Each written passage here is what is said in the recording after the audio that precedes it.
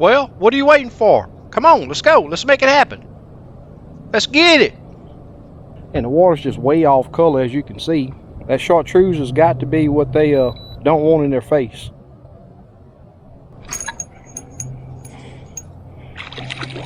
Just like that, now. First fish. What I'm using is a little hand title. My target range is 12 feet. At times, they can't stand that live scope shining up. We're right there at him, though. He's there looking at it.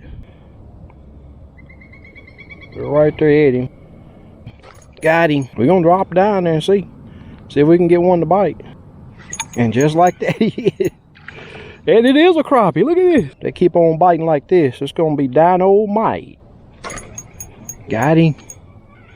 That joker just nipped that bait. Oh! Let's go check them out. They holding tight to that little branch. That's what we want right there. Put in their face. Drop this orange down now. Okay, I'll tell you what. Let me put a little of this sauce on here. Right there, just about at him. That joker is laying on that stump super tight. And there we go. Put a little seasoning on there for him, y'all. I'll just keep right on putting it on and setting the old hook, old thick back. That's one of the downfalls of having your transducer on your troll motor, but come on. There you go. Barely got that fella by the rim of his lip. Just barely got him.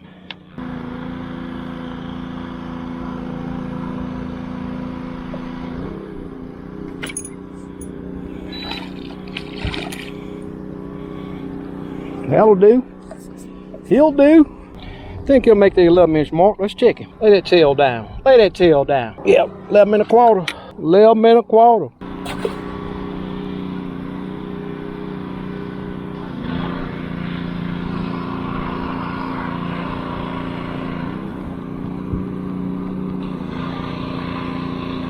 Come on. There you go. There you go. I don't think he gonna keep, y'all. Mess my record up. That joker's hooked in the bottom lip. What kind of stuff is that? We're gonna check him. I don't think he's gonna make the cut, but we're gonna check him. He make the 11-inch mark. He make it. The joker said they ain't want nothing to do with that. They say, hey, I know what that is.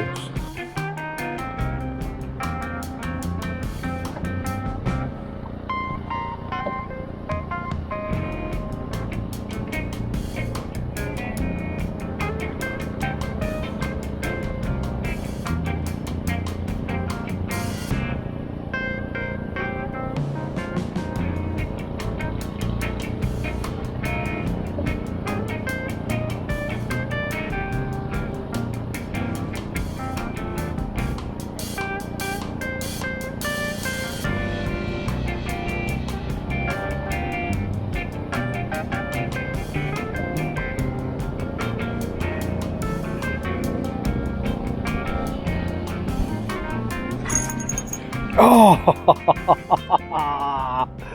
now that right there was awesome. That joker, you little sneaky joker, he sat there and looked at that bait, looked it over, and all of a sudden he just darted at it. Look at them jokers leaving. Yeah, they're spooky today. Couple still there.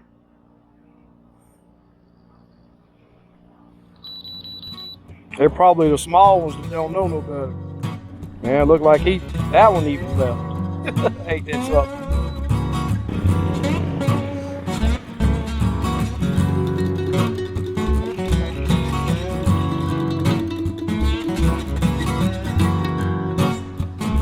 If you're enjoying this content, please consider subscribing to the channel, giving the video a thumbs up, and hitting that bell so that you'll be notified when I upload new videos. Thanks for watching. Also, I'm a licensed crappie guide, and if you'd like to take a trip with me, I'll drop my email right here. All you have to do is send me an email and we'll get you lined out, get you scheduled, and get you out here to enjoy some of what I get to enjoy. Looking forward to hearing from you.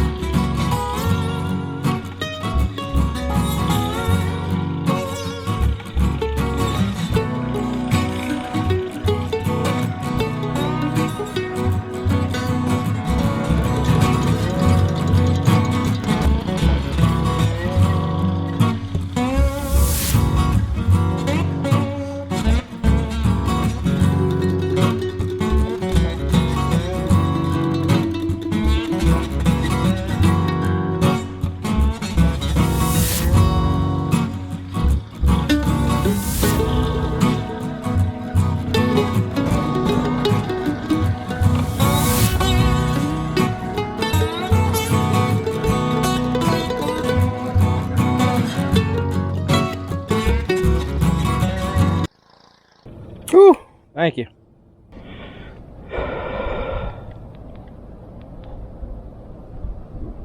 I know you're going to enjoy some of this great content that I got here of the techniques that I use while I'm out on the lake to help me stay on fish. Now, I'll tell you this, I know things need pressure washing, and there's this guy that's got his pressure washer out here and putting in that work, but let me enjoy my peace and quiet.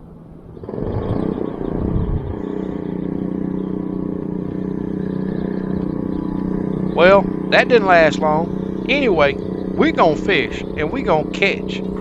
Y'all hang with me, enjoy some of the background music that I got to cover this noisy pressure washer, and let's catch some fish.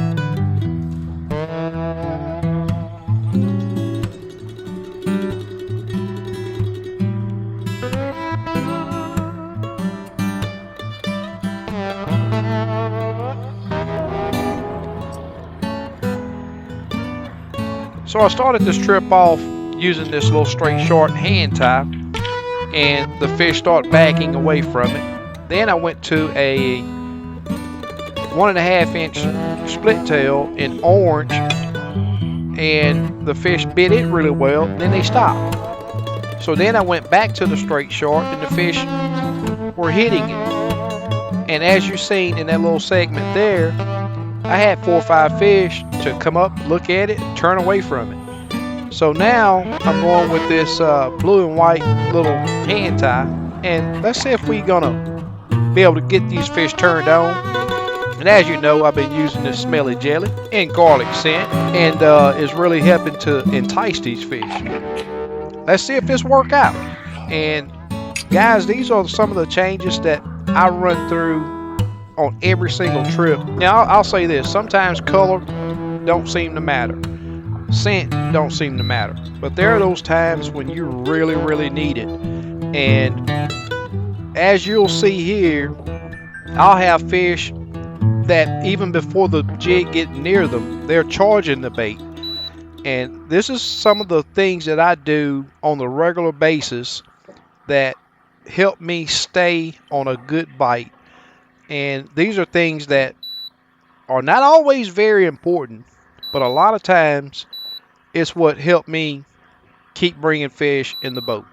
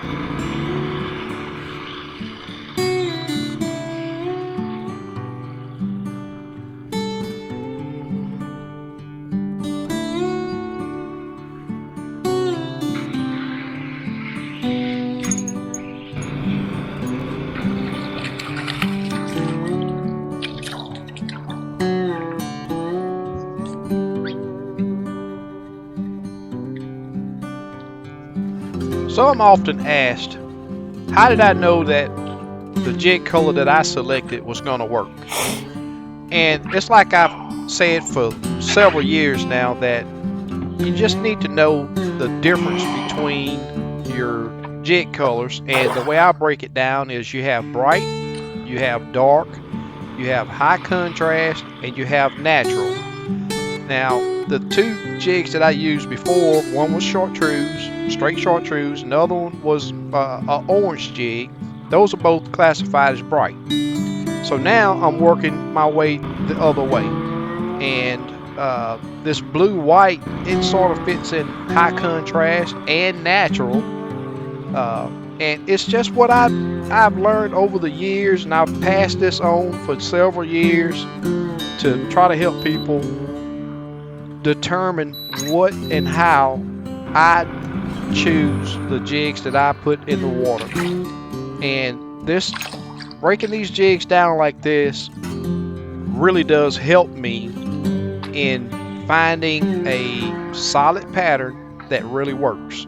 Now I will tell you this trip I was on the lake approximately 3.5 hours and made 3 different changes to my jig color. I often tell people that this is one of the things that has helped me so much with Livescope, is that I make changes several times faster than I've ever did. Now in years past, I'd give that jig 3 to 5 minutes. Either I'm gonna change colors, change sizes, or even move to a different brush pile. But just because you find a solid bite doesn't mean that pattern is going to work all day. Light penetration and several other factors that go into things that affect these fish. Be prepared to make changes. Hopefully this info will help you catch more and bigger fish.